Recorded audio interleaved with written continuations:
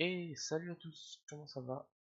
Alors aujourd'hui, rendez-vous pour une petite vidéo un peu différente de celle de d'habitude, car aujourd'hui, c'est le jour de la review DBS. Donc je préviens juste pour ceux qui ne l'ont pas encore vu, il va y avoir du spoil. Donc si vous l'avez pas vu, allez-y, pour éviter de vous faire spoiler, ou si vous vous en foutez, vous pouvez rester et regarder la suite de la vidéo. Donc voilà, on balance l'intro et on rentre dans le vif du sujet.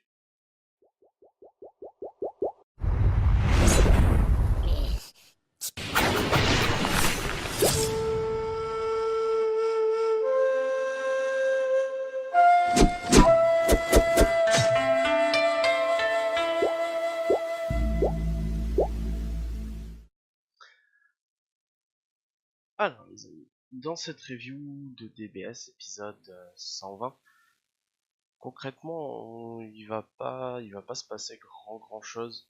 On va se rapprocher vraiment de la fin du tournoi avec l'univers 7 contre l'univers de Jiren, Topo et Dispo. Donc là on nous amène petit à petit vers ce combat final. Donc concrètement il faut éliminer les autres univers qui restent avant. On peut quand même voir quelques petits trucs qui sont assez sympathiques. Dans cet épisode, c'est vraiment le retour et la mise en avant de Sangohan. Sangohan qui était un peu resté en retrait pendant tout le tournoi, qui avait fait deux, trois belles actions, mais là qui revient vraiment vers l'avant de la scène, on va dire, et qui se positionne vraiment en tant que c'est lui le capitaine concrètement de l'univers 7. C'est ce qui avait été prévu à la base. Donc là, c'est vraiment lui qui prend les décisions et qui donne un peu le tempo pour son univers. On voit au début un univers avec plusieurs robots et un docteur qui semble un peu manipuler et ordonner ces robots. Donc on voit des robots avec des spécificités différentes. Il y en a un qui se déplace assez vite, il y en a un qui analyse vraiment les informations, il y en a un qui a de la force, il y en a un avec une super endurance.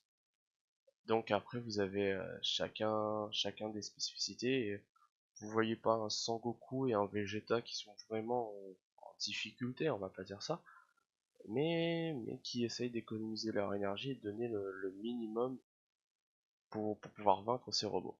En donnant le minimum, c'est vrai que ça leur pose quelques petits soucis, et vous avez un Gohan qui intervient, qui s'interpose entre les robots et Sangoku et Vegeta, et qui leur dit clairement que non, vous reposez-vous, économisez votre énergie pour le combat contre Jiren, ça c'est mon combat, je m'en charge.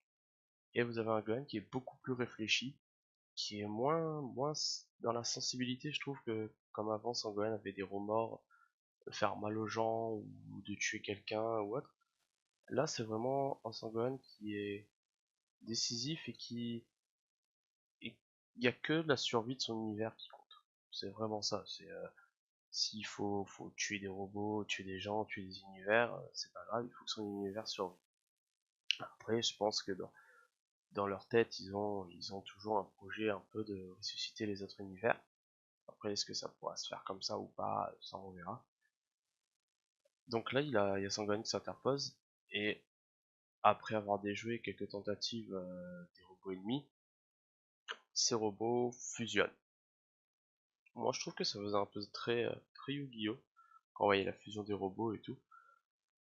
Et le docteur derrière qui coordonne ça, je trouve que ça fait un peu le personnage d'un gardien de la galaxie, là, je sais plus comment il s'appelle, celui qui dirige la petite baguette. Je trouve qu'ils ont un peu le même design. Et donc vous avez cette fusion des robots qui fait un robot beaucoup plus fort, rapide, résistant. Et ça va être le combat de Sangohan contre ce robot. En parallèle, on a un combat de C18 et C17 contre un robot, le robot le plus résistant de l'univers. Et depuis quelques épisodes, on a une vraie complicité entre C18 et C17. On voit pas mal d'attaques coordonnées, on voit qu'ils ont un lien très fort, qu'ils retrouvent ce lien de frères et sœurs qui s'était un peu perdu au fil des années. Et là, on les voit revenir et on retrouve un peu les C17 et C18 au début quand ils étaient venus détruire Son Goku. On retrouve vraiment des combats, des jolis combats de C17 et C18. Eux, s'il faut se mettre à deux pour pour défoncer quelqu'un, il n'y a pas de souci, ils vont pas avoir des remords ou autre. Et la tactique du robot contre C17, C18, c'était, comme il est très résistant, d'encaisser les coups pour les affaiblir et ensuite les faire sortir. Sauf que pour ceux qui ont regardé, qui suit Dragon Ball depuis un moment, on sait que quand le Dr Gero a construit C17 et C18, qu'ils ont une énergie infinie. Donc ils peuvent se battre à fond constamment, sans problème de récupération d'énergie ou d'autres. Du coup, c'est une technique qui s'est retournée contre le robot parce que C17 et C18 l'ont mitraillé et ça a été vite plié. Bye bye, tu sors et c'est terminé. Voilà, ça c'est fait. Donc du coup, on retourne sur le combat vraiment avec Sangohan et Sangohan qui se retrouve un peu sous les coups du robot. Et là, vous avez Vegeta et Sangoku qui débarquent, qui met une grosse prune au robot. Et ce qui est intéressant là, c'est même après cette action, la façon c'était replacé, vous voyez toujours Sangohan en avant et Vegeta et Sangoku derrière, où on voit vraiment Sangohan se placer un peu comme leader et laisser un peu leur côté, comment dire, leur fierté de Saiyajin de côté, parce que normalement ils auraient dû laisser Sangohan se battre en 1 contre 1. C'est rare que Vegeta ou Sangoku interviennent dans un combat comme il s'agit d'un Saiyan.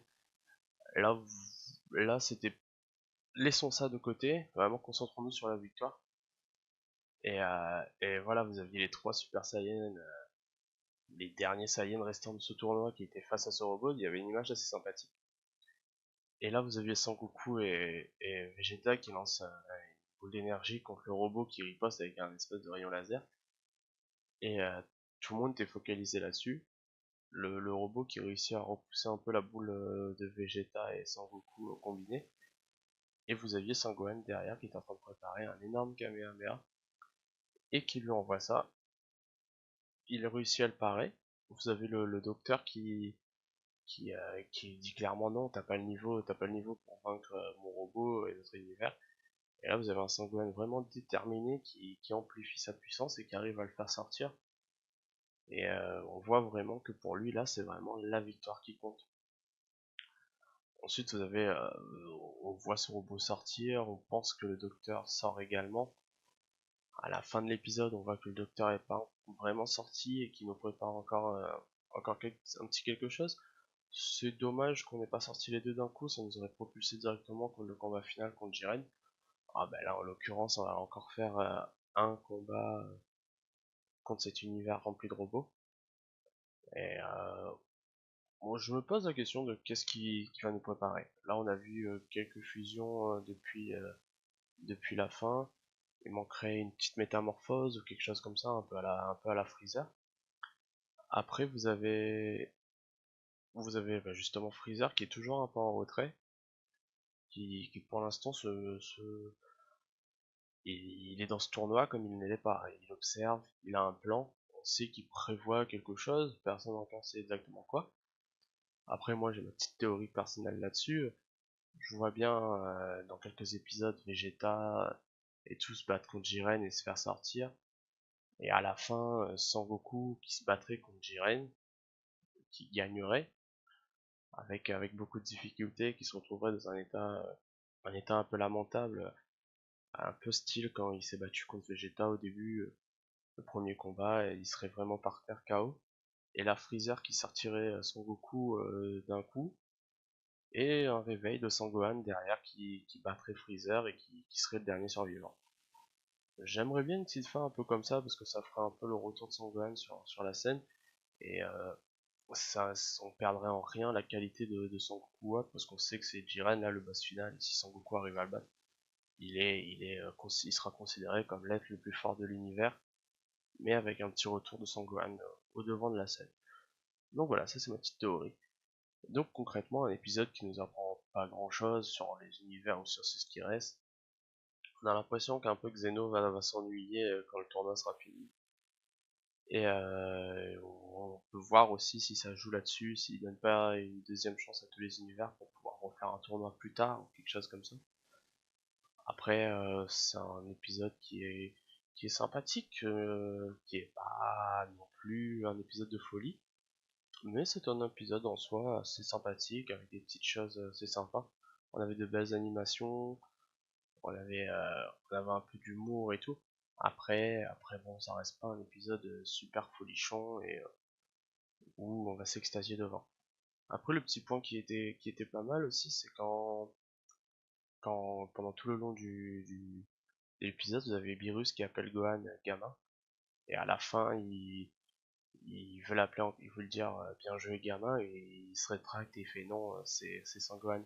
On a vu un peu le même effet avec Tortue Géniale, où, où tu vois qu'il a un certain respect maintenant pour ces combattants-là et qui prend plus juste en considération Son Goku et Vegeta.